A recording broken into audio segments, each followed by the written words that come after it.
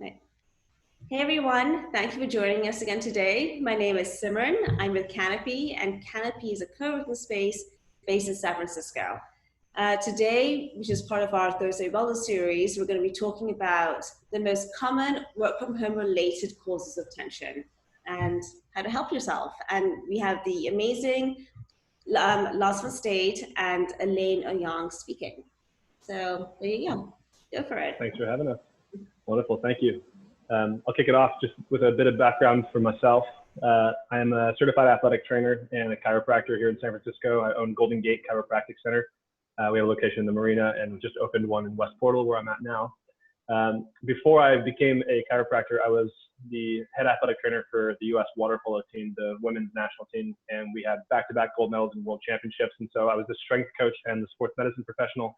So I had a lot of injury prevention, assessment, rehab protocol building. And then I became a family person, and my wife was like, you can't do this job forever because it's 80 hours a week and we're going to have kids in this life. You're going to have to be home. And I had a mentor who told me, you have to become a chiropractor. You got to get your doctorate in something. I think chiropractic is the way for you. It's a holistic approach. So I went through chiropractic school looking for that, the holistic approach to addressing basically intense injuries from sports medicine backgrounds.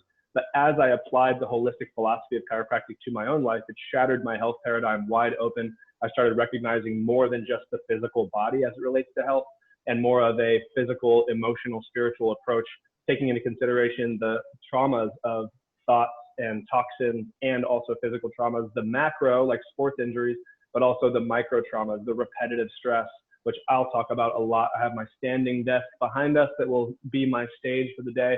And now my athlete is the corporate athlete. It is the person who now, instead of trying to chase world championships, are trying to change the world. And they're applying their same physical bodies, but instead of dynamic, multi-positioned athletic stances, they are in one stance, performing everything from their computer.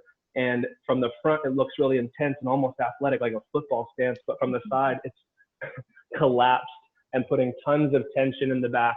So today we'll talk about breathing, length, expansion, some of the easy ways to fix your own workstation, and also collaborating with Elaine to go through some things you can do with your body to move yourself in more sustainable ways, to feel better, address some of that tension in the short term, and when to know when something needs to be addressed on a deeper level.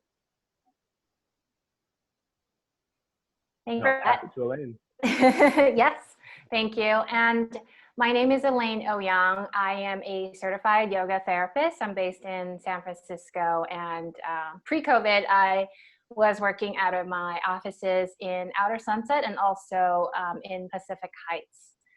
And I've actually been certified as a yoga therapist since 2018, but teaching yoga since 2011. And what I do is I work one-on-one with individuals who have persistent pain and other symptoms of chronic illness. And I use very restorative, gentle, and therapeutic yoga practices to work with them to create home practices so that they can actually be able to resolve and manage some of these symptoms on their own, and really great in conjunction with practices like chiropractor, massage, and acupuncture, but just giving them a little bit of tool for themselves to be able to feel a little bit more in control of their bodies.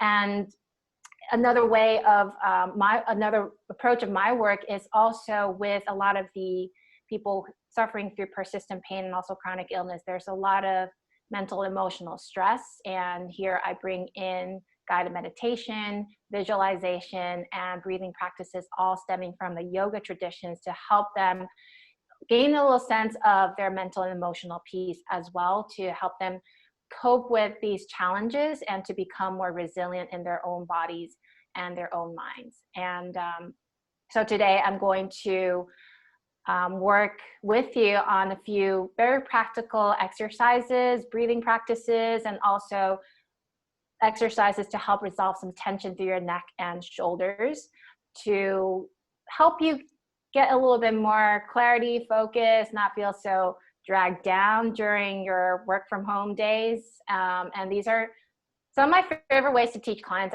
as well, because I do work with a lot of people who are very high functioning, high achieving, and they're always on the go, but they just have these kind of symptoms that are slightly inconvenient. So I always say, do little things consistently and regularly. So I teach them little things, practical things, which we'll jump into a little later on.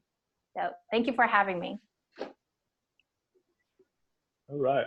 So as we're going, if you have questions, feel free to throw them into the chat, and we will create space at the end to answer any questions that come up. I will get us kicked off. I've done 74 events in the last year and a half called the sport of sitting for tech companies and back end of restaurants and across the board through healthcare providers and educators. If you sit, you have to recognize that is not doing nothing. And so many times people will come into my office and I'll ask them, so what did you do? What got you feeling this way? They're like, I didn't do anything. I did nothing. And gravity never turns off. So it's important we recognize that constantly we are in relation with a constant force. And the more we can take gravity and put it into our entire structure, the more we'll be distributing that force among more structures. So the use of breath is what I'll talk about most today, because that is the power you have to inflate yourself to your full capacity. And when you inflate yourself to your full capacity, you're taking gravity out of basically your passive structures, your ligaments and joints. And with your muscles turned off, you add the weight of the muscles hanging off of your joints, and you inhale, put gravity into the active structures, into the musculoskeletal system, to where you're carrying your body weight in a more sustainable way. And I'd like to demonstrate a couple of simple strategies you can use with your workstation to address this. And the sport of sitting is part of what I'll talk about when it comes to the chair. And you'll see I have a little stool here. And the reason I use a stool is it's adjustable up and down, but it's also multi-positional. So I can change my body position relative to it, versus oftentimes you'll see people with the perfect ergonomic chair, which puts you in one position. And I call that a cast. You are cast into the shape of a chair. And if you're so comfortable, because the chair is designed to put you at comfort, then you can sit there for 4 or 5 hours without even realizing you've been sitting, and you're becoming more and more shaped like that chair, which is fine if that's where you are forever. But if you then want to get up and go do something active, go for a run, go do yoga, you might notice that your hip flexors are still chair shaped, and you're not able to get into your back bends, or you're even walk a full stride without your hip flexor twisting on the low back. So I'm going to get into, let me just do a check. Can you still hear me? Thumbs up, because we can still hear you. You're good. Great. So I have a station here that is my stand-in station. We're going to be upgrading this one, but it is kind of bare minimum effective dose. If I have a seated desk, some common things that most people could find on a YouTube search is I want to be centered. I want my elbows, if I shrug my shoulders back and reverse this way, and then let my shoulders drop, and then swing my arms forward and backward like a pendulum, wherever they naturally want to stop, that's where I want my arms to be and my hands, neutral wrist to be. So then I want to have a chair that allows me to get right to my keyboard in that position. If I have my arms out in front of me like this, gravity is now going to be pulling on my entire arm, which is going to have a lever that forces my back into this position over time. So I want to have some of my arm, if I pendulum like this, part of my humerus, my upper arm bone, is behind my center of gravity, and then my forearm extends out in front. So now when gravity comes down, part of it is actually pushing my arms forward, and part of it is pushing my arms back. And so having that balance, that's now where I want to be. And then there's keyboards that tilt up and sideways and switch and open up, and you can do all this stuff. A normal keyboard is fine. It's a matter of where it is relative to your body. You want it to be almost belly up, to where that natural pendulum just lands. I am suspended in air. I'm not resting my wrists on the keyboard or on the desk. I'm not up on blocks or anything like that. I want to have control of my arm, because that balances the extensors and the flexors of my wrist. So I have an active and coordinated motion, not a pinch and then an overuse of one structure, because now the whole organism is not balancing itself. So this is keyboard. Mouse, you also want to have in a place where you don't have to reach for it, especially if you're using it often. For me, one of the first upgrades we're going to do now that there's a new office is this keyboard is a little too wide. I don't use my numeral keys. often enough to justify having that in such a convenient location, that's exactly where I want my mouse to be. So the numerals used to be in such a perfect location because people were constantly doing some bookkeeping, accounting, and they want that there. If you're an accountant or bookkeeper, it might be justified to have that in the perfect place. But for me, I use my mouse way more than I use my numeral pad. So I'm going to put a mouse there. I'll get a smaller keyboard so I can keep everything nice and tight. Next is the screen. And a couple of rules of thumb is for a general application, you want your arm's length away. Some people have different lengths of arms. Some people have different size of screen. If it's a bigger screen, you could push it slightly back. If it's a smaller screen, it could be slightly forward, okay? But one arm's length for the most part. And then you want your eyes to be right at the top of the screen. So you don't want the center of the screen there, because every time you want to look up, your eyes would have to shoot up.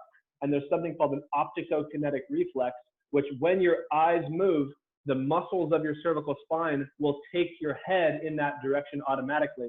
And if you're not sure what I'm talking about, you can actually take two fingers and put it right across the bottom of the back of your skull, right beneath those two bones, right in there. And then you look your eyes to the left, look your eyes to the right, look up and down, and you will feel those little cervical muscles actually firing on. And that's not that big of a deal. It's actually what you want to happen, because when you look over your shoulder while you're driving, you want your head to go with you so you don't strain your eyes too much. But if you are functioning on a really big screen and you're a little too close to it and you're right in the center of it, every time you look up and to the right, or every time you go to the home key or wherever you are, those repetitive motions with your eyes will create repetitive strain in the muscles of your cervical spine and lead to tension headaches, or a head that's tilted off to one side, or one muscle in the shoulder that starts to hike, because the neck and the head and the shoulder are all one mechanism. And so this justifies wanting to be one arm away with the top of the screen right at the eyes, so that when you are looking, everything will be from neutral and down, because if everything is neutral and down, that is cervical flexors that actually create space in the back of the neck. And when the front of the head goes down, the back of the head goes up, and the back of the head is the top of the spine. So just by slightly looking down and tucking the chin, the spine will get a bit longer. So it's a much more healthy pattern if you're going to put thousands of repetitions, tens of thousands of repetitions per week, based on where your eyes go on your screen. Next is, in this position, starting from neutral, people will talk about backrests and wanting lumbar support, and that's totally fine, but just recognize that even the perfect position done too often is less than ideal, because this is not the position that we want to be living our lives in, okay? This is where I play basketball, or I run, or I dance. Like, I can't dance if I'm stuck in chair-shaped position, and when I go to get up, my back, my hip flexors are so tight that now I have to arch my back and make my feet go out to stand comfortably. So now this is my position, and you'll see those people that can only dance like this because their hip flexors are so tight they can't really drop it like a top. And you don't want to be limited in your dance routines. So some of the ways I deal with this is I'll have a yoga block, and I will squeeze the yoga block between my knees so that I actually activate some of the stabilizers of my hip.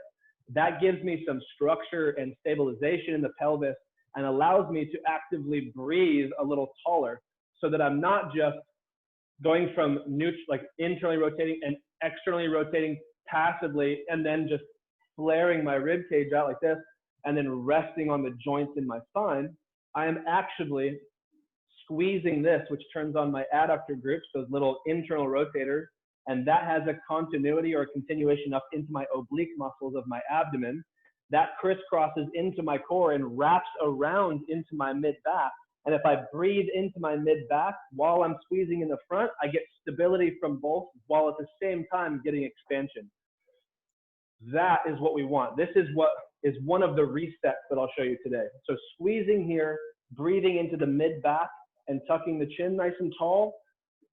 This is a nice place to function from. You can't do it all day, because even I would get tired in this position. But if this is one of the positions that I'm adapting once per hour or every couple hours, I'll be pushing the reset button and making sure my active muscular system is taking on some of the burden of carrying gravity. And I'm not just simply passively falling deeper and deeper into this place until my bladder is so full that I have to get up and go to the bathroom. So the next thing I'll show is how I use the stool. So if you have a back rest, that's fine, but that's only one of the positions that I want you to actually adapt. Then you can take a stool, because there's no back or sides, I can now do a lunge position, and I will only put one of my butt cheeks on the seat, and I'll hang my other leg off the side. And now I'm doing a little bit of like a core lift, because I don't want this to just fall off and be side bending now. So I'm slightly active. This now brings my hip flexor to neutral. So now my hips are in a slightly posterior tilt, so that I'm not hyperextending. I'm activating, and with weight in that front heel, I'm even turning on the front glute, and then I go right back to that same position here. Breathing into my mid back, lengthening my side bodies, neutralizing my cervical spine, and I'm right back here. Then if I start to feel distracted because I'm a little fatigued, or if I have a timer set for a couple of minutes, then I can switch to this, and then I can go right back into it. And I'm activating these posterior structures while lengthening the front. And I'm basically now, if you see it, both of my hips have had at least 90 seconds of sustained lengthening. And that can be enough to offset the shortening that both hip flexors get in a seated position, which oftentimes people are doing for 6-7 hours a day, if not more, because they get off work and they go home to the couch. They're in the car on the way home. Then they sit at home at the dinner table, and we're at this 90-90 position so often that it becomes our natural state. So little things like that can offset it. That's just for seated. You can also do like the widespread. You can do the narrow with the yoga block, or the mid-range with the yoga block, or the wide with the yoga block. And then you can stand. And so another reason I'm going to be upgrading this desk is this is nice because it has the 2 levels here. And then this one can elevate so that my keyboard can rise.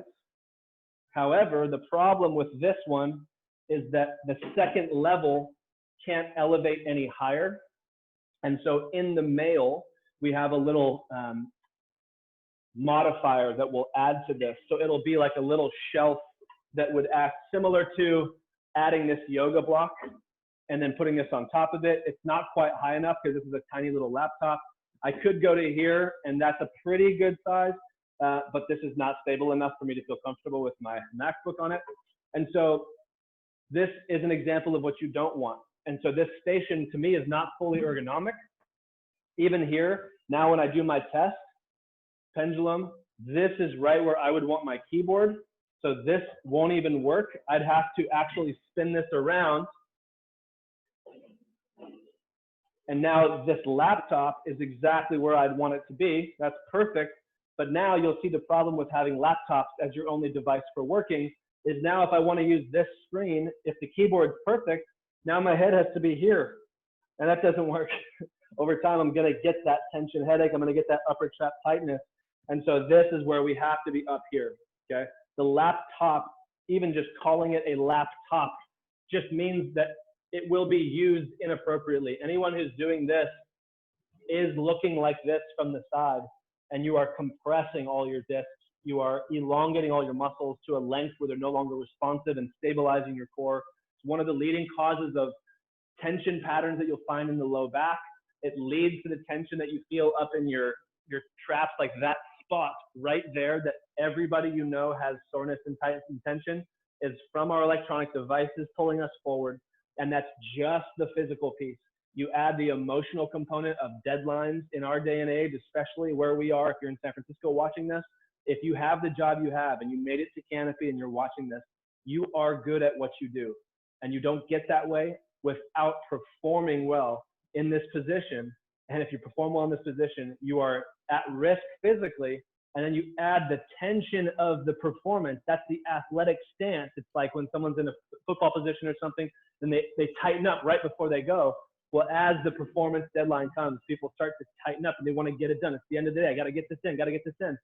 And it just scrunches us in. And so it's not inherently dangerous unless you don't acknowledge it. And now that you know that this is an issue, I invite you to vary the positions that you do at your desk Get a seat that gives you a little more variability. You must take micro breaks at least once an hour. And for me, I like twice an hour, every half an hour. So if you aren't going to the bathroom 1 time per hour, you are dehydrated. Drink more water, and that will force you to go to the bathroom once an hour. And if you can go at the top of the hour, then just know that at the bottom of the hour, you got to take a break for a minute. That's where you just stand up. You can squeeze the yoga block. You can do a little hip hinge, reach the arms out. If you want more strategies for that, you can reach out to me directly. I can help you and give you some links and things to get you going. If you have pain when you try any of this stuff, obviously get assessed, find out if there's a deeper root cause. But even if you just start varying your position, taking regular breaks, aligning your workstation to where you can find your ideal tension state and balance everything out, and then you add as big a breath as you can as often as possible, you'll be in pretty good shape to start with. So thank you for listening here. I'm going to pass it over to Elaine, and then I'll also be available for questions at the end. Thank you so much. That was, I have actually one question for you. Yeah. Would it be the same thing with a balance ball and a stool? Say that, is there a difference? Yeah. So the balance ball is great if you stay neutral and with stability. The most common thing I see is people start off kind of like going back and forth and finding something. Then right when they start to focus on their screen, their pelvis, I call it dumps. They just dump everything forward and they rest on their facet joint, and they just sit there for the rest of the time until it starts to get sore. And then they end up rolling all the way onto the back and stretching their muscles out and then doing that for a little bit. But very rarely can they, with sustained position, stay perfectly balanced. So I say it's one of the positions. It's a great tool when used intentionally. And if they forget to use it intentionally, which often happens, especially with really important high stakes work, then it's higher risk because there's not an inherent amount of stability in the ball. If you couple that with the yoga block between the knees, that would be a really nice coupling because the yoga block provides that pelvic stability. And it's less likely. You almost can't hyperextend your low back with your knees squeezed. It's very difficult to do because the abs are engaged in the front, and it prevents that hyperextension. So that would be my recommendation if someone's going to do it as a long-term strategy. Okay, so you recommend like a stool with wheels? Not necessarily with wheels. It doesn't have to be. I just have a big open practice that I get to move around all the time. Okay. My typical recommendation is whatever your work provided for you.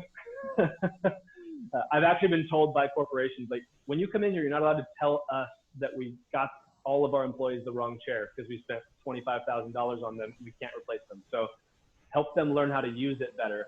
And so if you have the option to get something, for me, I prefer one of those like cheap crap hotel conference chairs that is like just padded enough where it's not uncomfortable at first, but after about a half an hour, you're like, this isn't the best. Because that's when I want you to actually go get some water anyway. I don't want a chair that makes it possible for me to sit for hours on end without thinking about my body, because gravity didn't go on break.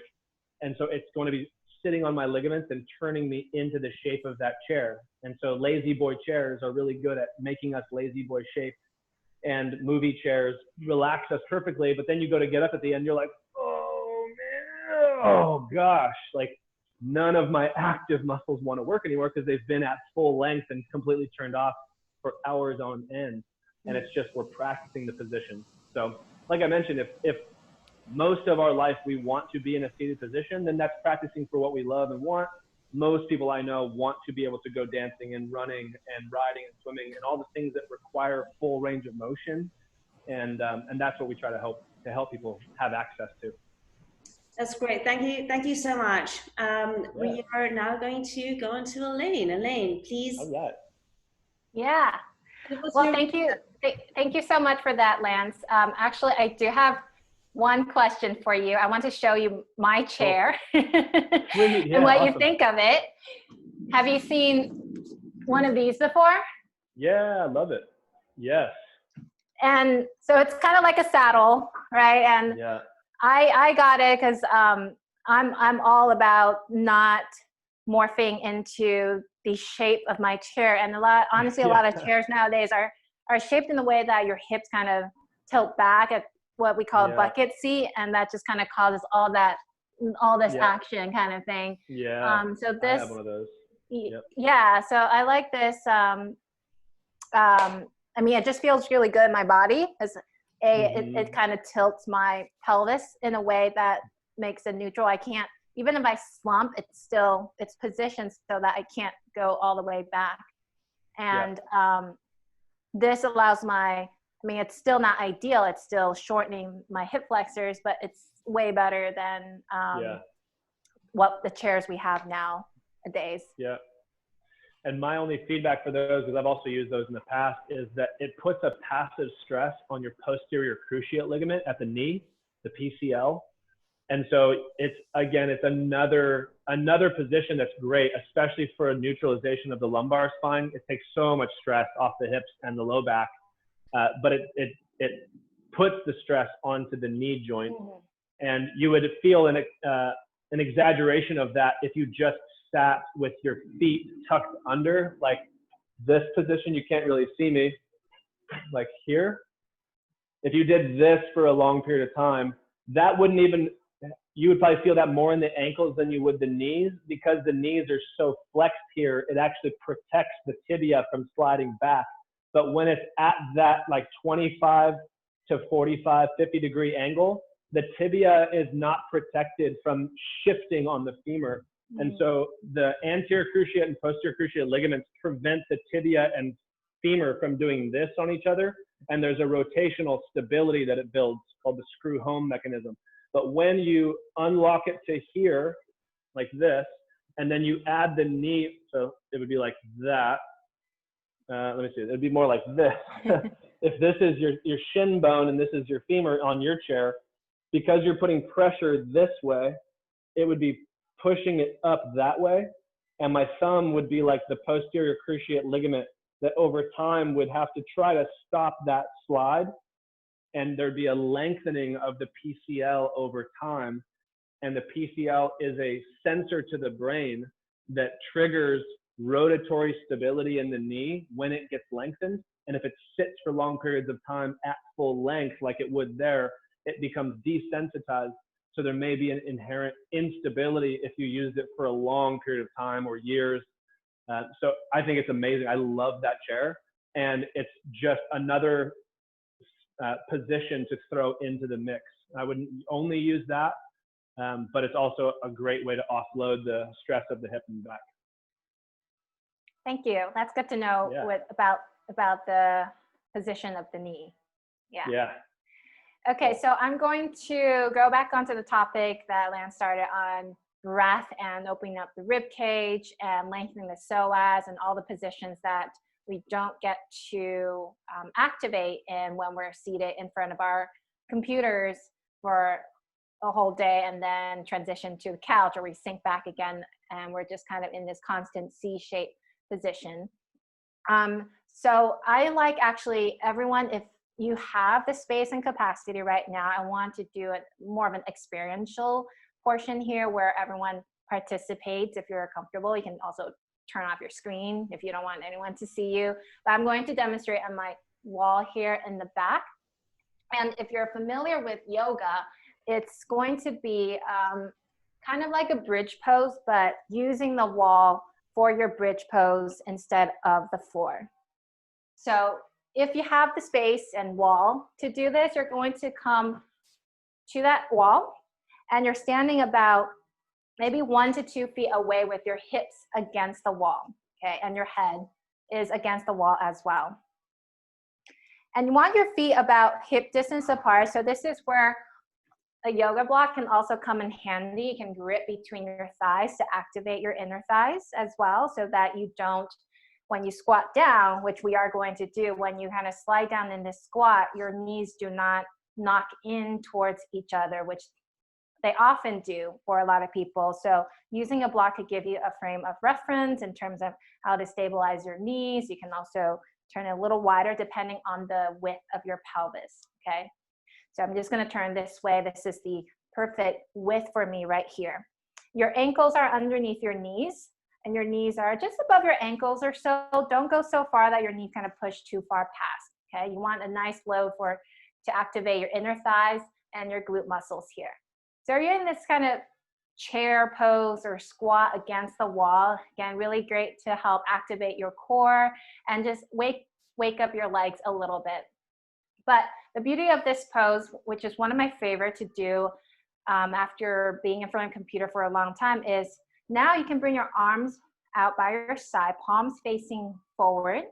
Okay, so and have your fingers spread out as well. And so you can rotate the back of your shoulders and shoulder blades in towards the wall. Then keeping the back of your head pressed against the wall, you're gonna slightly tilt your chin down to lengthen and elongate that space between the base of your head and your neck. And then push into your legs to start to lift your hips away from the wall, while keeping your arms and shoulders pressed into the wall and the back of your head pressed into the wall. Okay, and from here, so if you're familiar with yoga, this might look really familiar, except that we're upright against the wall instead of against the floor. You can walk your arms down, and for those who are able, you can even try to, so you can interlace your fingers behind your back, and then press your elbows and your hands against the wall, so that you're scooping your shoulders back and letting your chest and rib cage kind of come through the front. If that's not accessible, then just keep your arms by your side, your palms facing forward. If you have a lot of limitations and tightness to the upper back and shoulders, it might even be a little bit challenging to get the back of your hand and your fingers all the way stretched across. So just find whichever position and variation that works for you. This will all give really great benefits. As you can probably feel, it's great stretch for the chest to the front, lengthens the back of the neck, and also helps create some length through the psoas and opens up the diaphragm right here. So on your next exhale, you're gonna lower your hips back down toward the wall and then straighten your legs and then walk your feet up. Okay, so that you can do anytime that you have a little break when you get to go get your water, bathroom break. What I always tell my client is that, well, now that you're all working from home, just go to the bathroom and do that after you've taken your bio break. Or if you're back in the office, you can always use the bathroom to do your little stretch as well. Okay, so with that, I'm going to come back to my chair here and show you a couple of breathing exercises that you can do to help continue to resolve tension through neck and shoulders. So wherever you are, whether you're seated on the chair or whether you're still standing, you can do this standing as well. I'm going to show you a breathing practice from the yoga traditions called lion's breath. And this breath is really, really beneficial in helping release tension through the face, through the jaw, through your throat, neck, and shoulders.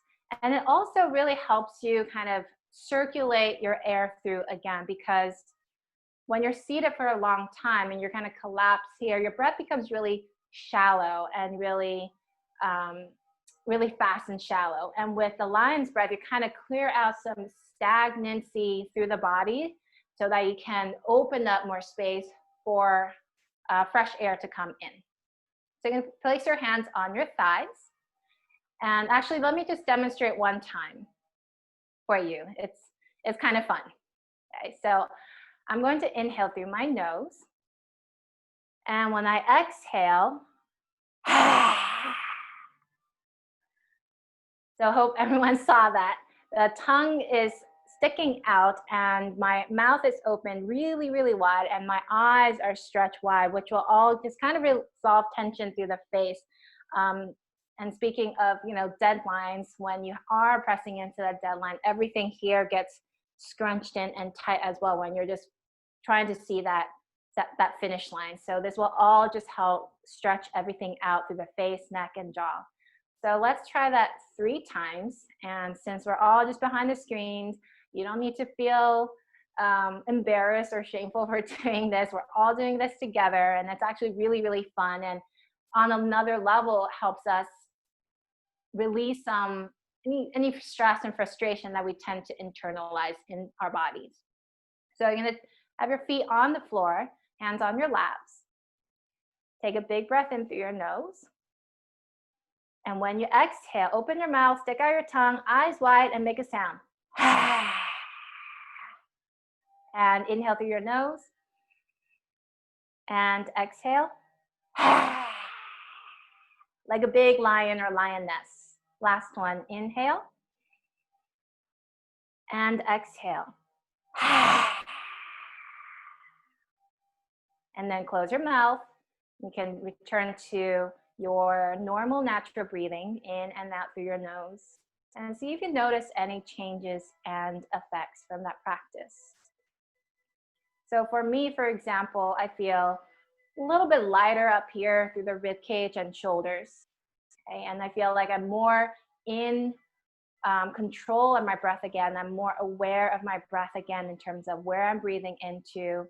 And it actually activates your diaphragm as well by just doing that exhaling. Activates your diaphragm. It pushes it up, the diaphragm pushes up so that it can fully contract again for your next full inhale. So moving to the next thing, I'm going to do another breathing practice that helps us balance our nervous system. And this is really great. This particular breathing exercise is really great if you feel anxious or overwhelmed, meaning your nervous system is a little upregulated, and it helps it bring it back down. Or even if you're feeling a little bit kind of inert and lethargic, difficult to motivate yourself or inspire yourself, kind of that down-regulated nervous system, it'll also help it bring it back to that equilibrium. So this breath is called ratio breathing.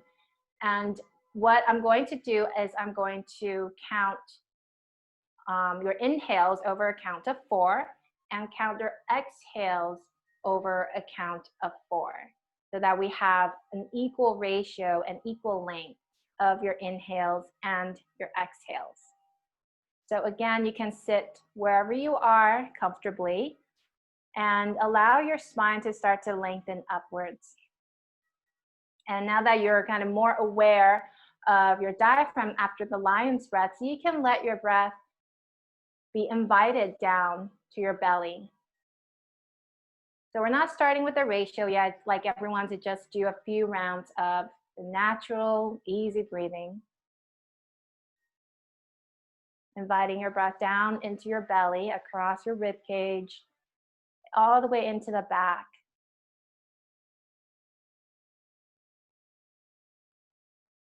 And then we'll begin on an inhale. 1, 2, 3, 4. Exhale. 4, 3, 2, 1. Inhale. 1, 2, 3, 4. Exhale. 4, 3, 2, 1. Inhale. 1, 2, 3, 4. Exhale. 4, 3, 2, 1. Inhale. 1, 2, 3, 4. Exhale. 4, 3, 2, 1. Inhale. 1, 2, 3, 4. Exhale. 4, 3, 2, 1. Inhale. 1, 2, 3, 4. Exhale. 4, 3, 2, 1. We'll do 2 more rounds. Inhale. 1, 2, 3, 4. Exhale. 4, 3, 2, 1. Inhale. 1, 2, 3, 4. Exhale. 4, 3, 2, and 1. And you can return back to your normal breathing, to your own natural pace. And allow yourself to observe any changes or effects, whether through your body or through your mental space.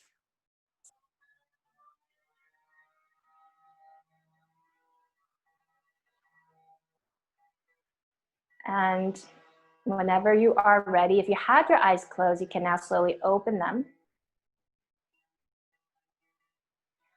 And so with the ratio breathing, lots of areas for flexibility and personalization. If it felt like 4 is a little too long and you have to strain a little bit, then you can even scale back to 3 or even 2.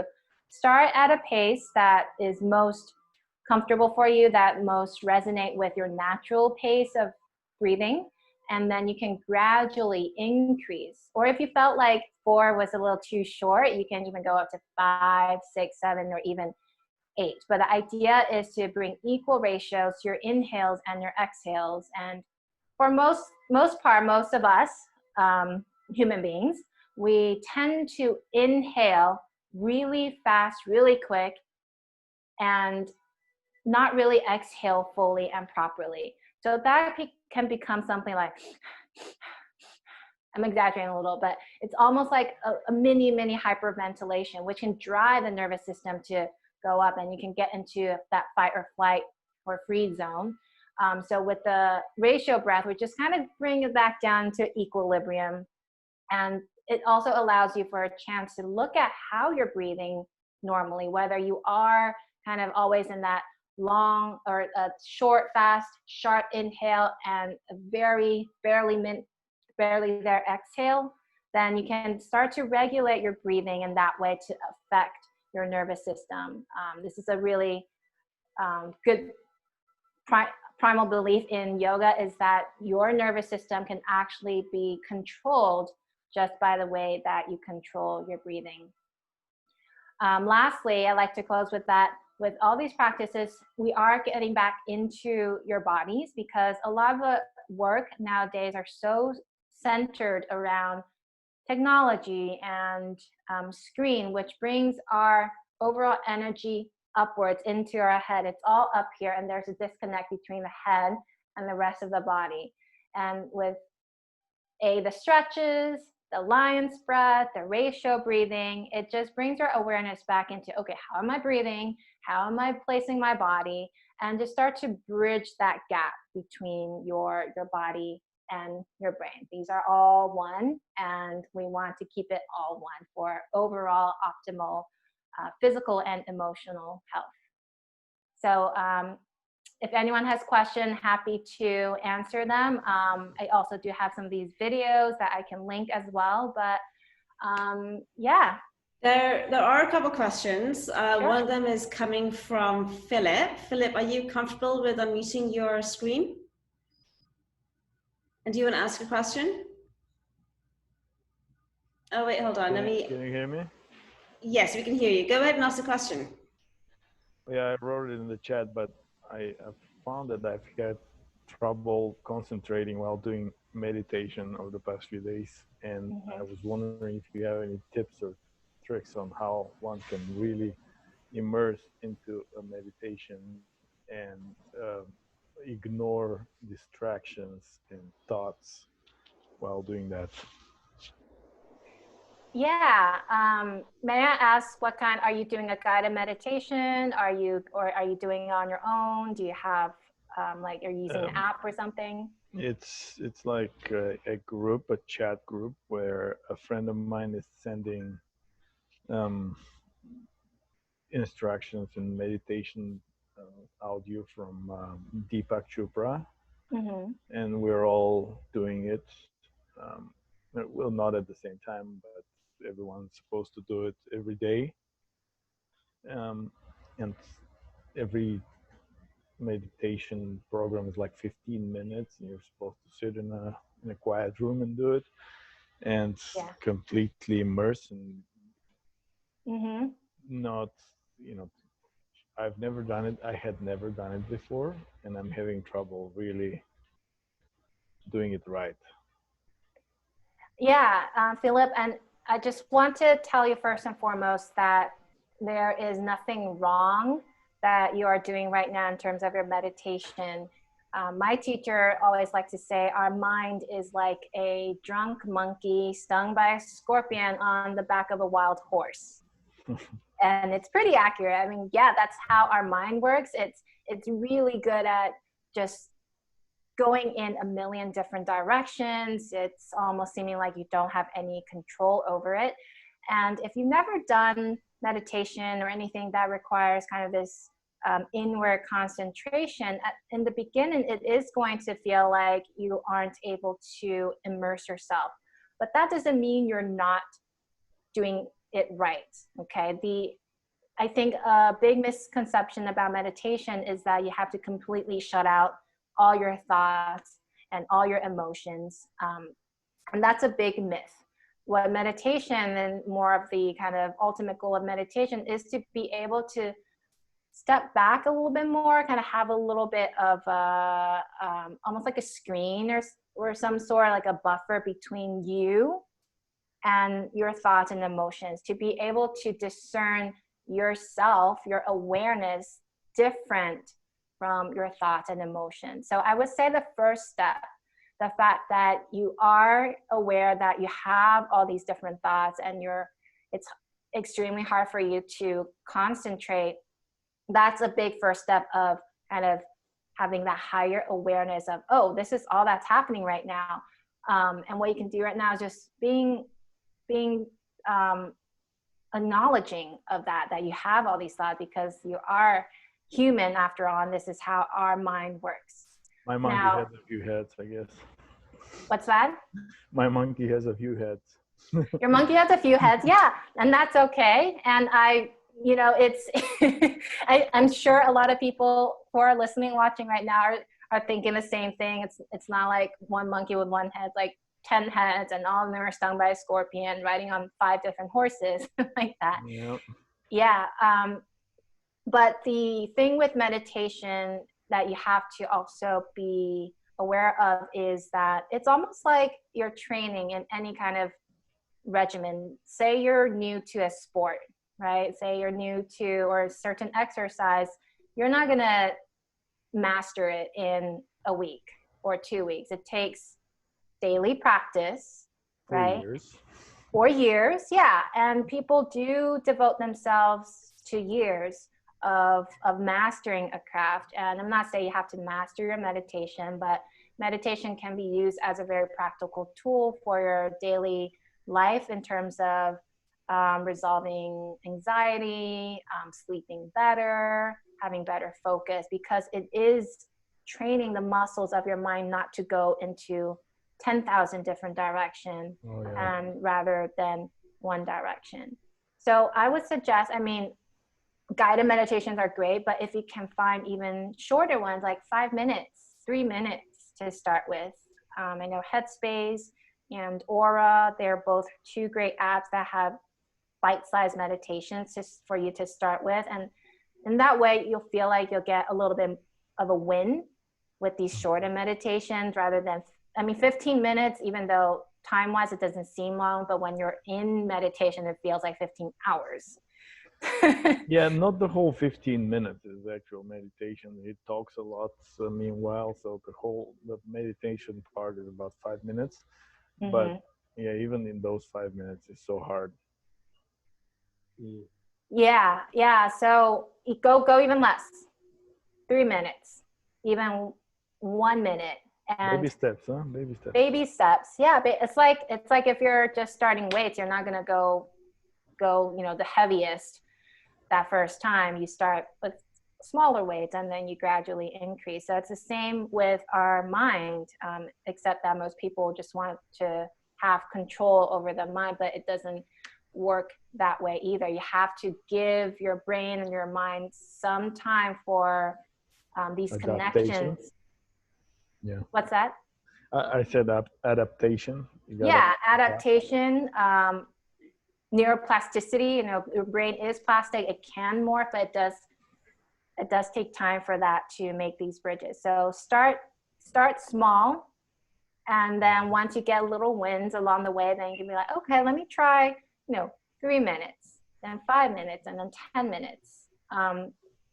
And I would say try different types.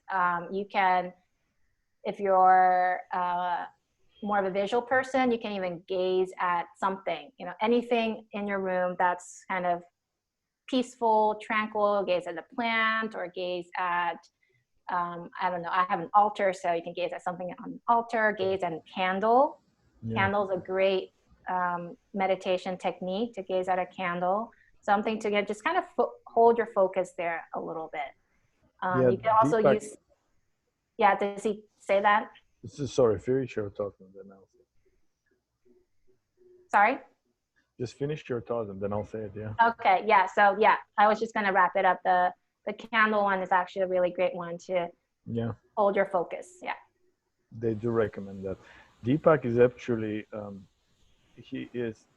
that's included in every 15 minutes that he does, is recommending when you find yourself in thoughts of something else and something distracting you, to repeat the mantra. Every time he has such a mantra that you need to be kind of repeating, and he's recommending concentrating on that mantra and saying it instead of distracted by any thoughts. But it's not really. Yeah, be more compassionate towards yourself. It does take time, and it sounds like you've just started, and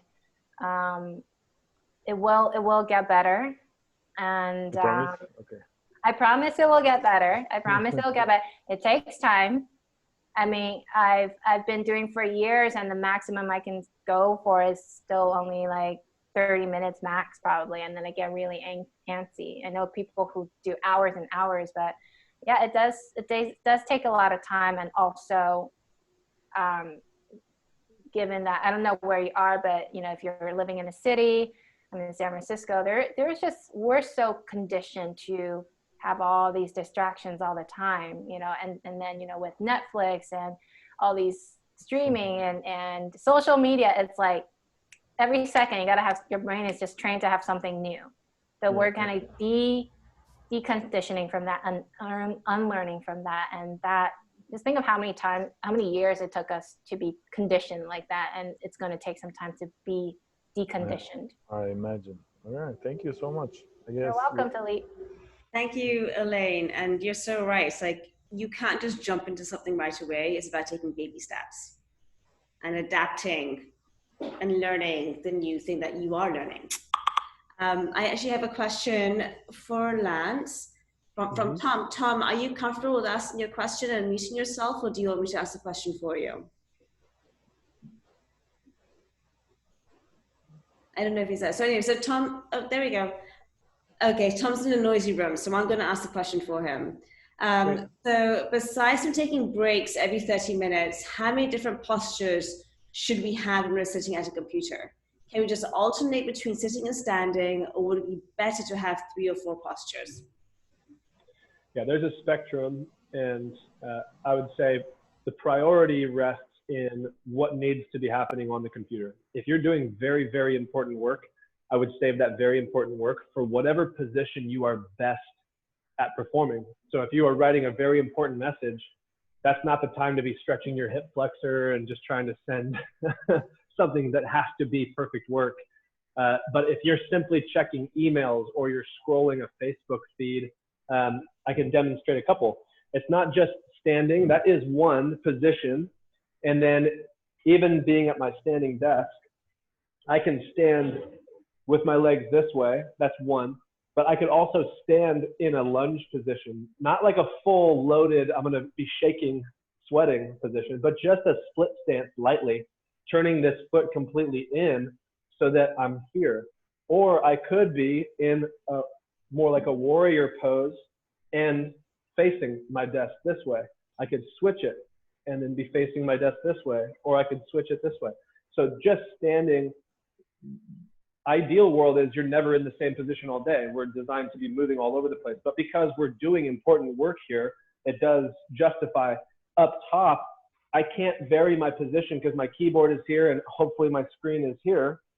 And we don't want you switching where your screen is and all that stuff because we want to be floating in a central place. It's not best to put it over here so I get right neck rotation and then put it over here so I get left neck rotation. It's just every half an hour, you have to take a step away to do some shoulder rolls. If you have like a pull-up bar or even just a door frame, you can grab the door frame and hang from the door frame to get some lengthening in the side body, because that is where we get stuck here. Even if I'm in perfect position, I'm still internally rotated and pronated and probably head forward. So if I can get that to lengthen out, that's ideal. Every half an hour or so, I like to have a pull-up bar and actually hang my entire body from it. Then in the seated position, like I talked about, it's not just the seated position. I can be bilateral, but I can also have that split stance, both directions, or I can be really wide, or I can be narrow, actively engaged. So just there's 6 to 8 positions with standing and seated. And if every day, you know, you could have a half an hour in one position seated, and then you go to standing for the next half an hour. And then the next time you go to seated again, it's a different seated position. That's ideal. You go back to standing and it's in a different standing position that you switch around. And you can feel and have some natural play with that. What I wanted to show is if I'm watching Netflix at home, that's not something I have to be sitting on a couch for. I reward myself with a movie, but I know I have to get work done. And so I'll actually sit in like a split stance on my hips. So you can't really see me there, but I'll have my computer up on the couch like this. So I'm in a neutral position like this. If you don't have the flexibility to be able to do this, that's where you can bring the pillows off of the couch and put them underneath your butt or a yoga block or something to give you a little more lift. But then again, you're finding what is the relaxed position for my body and how do I get myself in a good enough position. This on a laptop is not ideal because it's not exactly where I want it to be, but this isn't going to kill me if I do it for one of those 20-minute segments or one of those half an hour segments. If I'm watching a movie on my TV, I'll be on the floor like this. And then when I feel my body, I'll switch positions over, maybe put it like that and watch and do a little bit of like myofascial release on myself just to put some touch onto my body, varying my position as often as possible when I'm not having to perform. Because the reason we're in that position that we work from home in is because we're stuck on computer devices that require a certain position of our upper body. This is not alterable. And so we need to change as much as we can down below as often as possible. But Tom, you're the only person who can answer how often you can shift, because I don't know the work frequency that you have, how often you have very important deadlines, how much you could still get done at a high level with the frequency of breaks. If your call schedule is back to back to back, that's challenging. But if you could take a call while you're walking, that's ideal.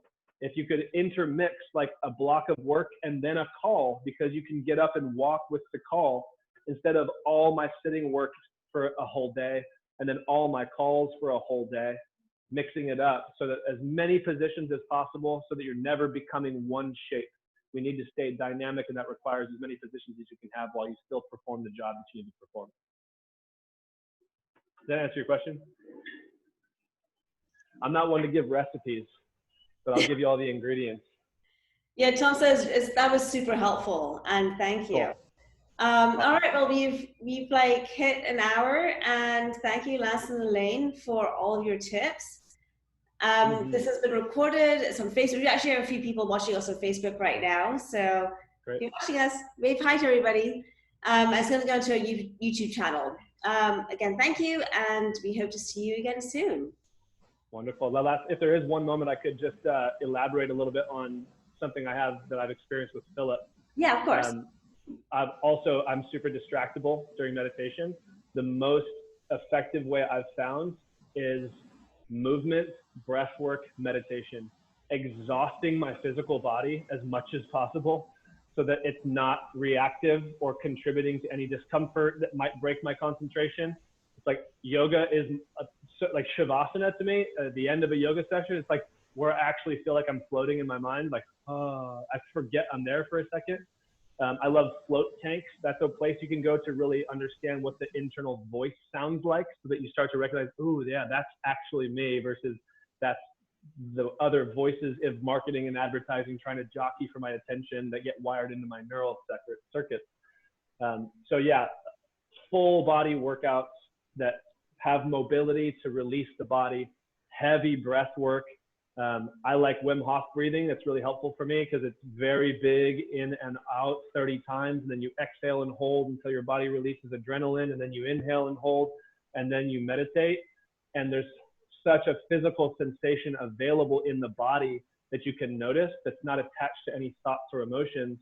It's just bringing you to noticing what you notice.